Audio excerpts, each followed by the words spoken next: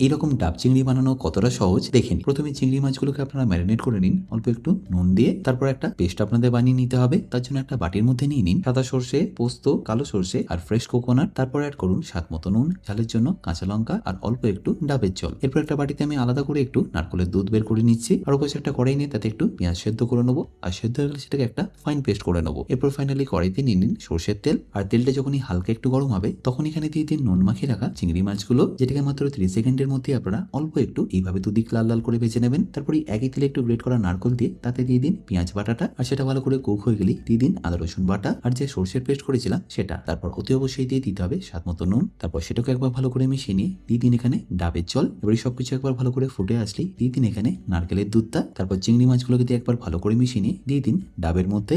আর দেওয়া হয়ে গেলে অল্প একটু শাঁস আর কাঁচা লঙ্কা এইভাবে দিয়ে দেবেন। ব্যাস তারপর আটা দিয়ে এইভাবে মুখটা সিল করে দমে দিয়ে দিলেই আপনাদের ডাব চিংড়ি কিন্তু পারফেক্টলি রেডি।